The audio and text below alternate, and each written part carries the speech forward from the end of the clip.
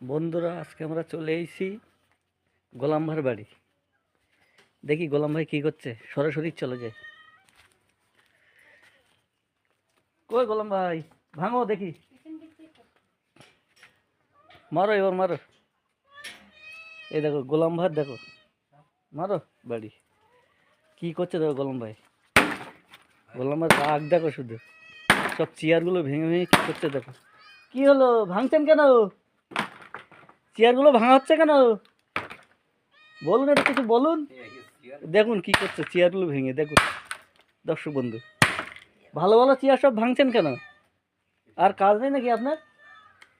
চেয়ারগুলো ভেঙে কি করলেন?